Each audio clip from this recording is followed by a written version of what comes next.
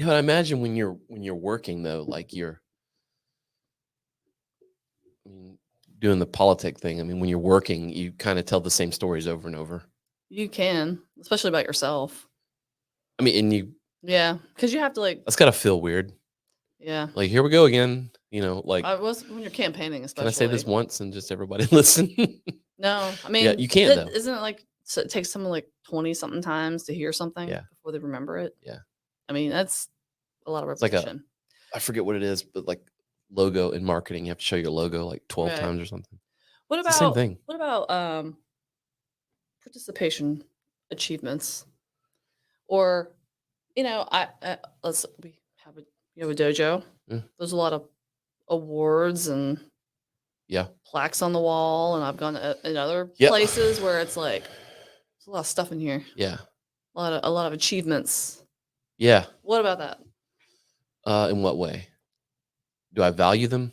I mean, how does that intersect with potential ego? I think there's a difference between preserving a memory, a good memory, and hanging your hat on it like it's an achievement. That I think is the perfect way to say it. That's how it works for me. Yeah. Like I like Just remember, like, oh, I remember that. Yeah, I remember day. doing that, and it can Right, like right. it can like if I have a certificate from something, whatever, it can help tell a story, Yeah. and I put it up on the wall for me. Yeah.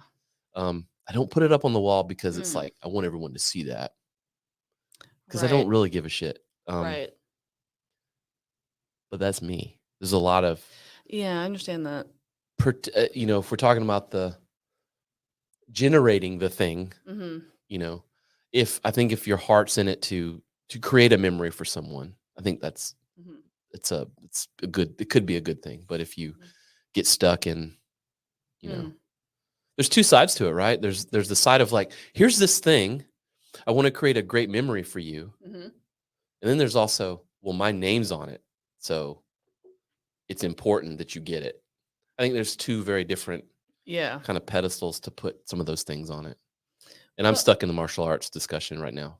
I That's where my mean, brain is. well, I was about my state house office Yeah. because for the longest time, like I did like a picture. Someone took a picture of me in there. And there was nothing in my office, Right. and they were like, "Is that your office? Or are you in a closet?" Like Well, they had no idea where I was. like I just got here. I'm like, well, no, I was like 2 months in, Okay. and I'm traveling light. I was like, I don't know. I haven't taken the time. I'm like, let me go find some shit to put in here, I guess. I don't know. So I had like the sergeant at arms like bring up books and stuff, like That's law cool. books. I was like, I'm Right. not gonna read. It's like decoration. That's what online's for. Anyway. You get the cardboard thing that looks like books. But people would come in like, where's all your, they wanted to see. Yeah, they have an expectation. Like for instance, coming, seeing our certificates and stuff like that at the gym. Yeah. They want to know you have like the goods, like Mhm. you have your training certificate. There's It that can too. be helpful. Yeah. It To can be. show that. Yep. So there's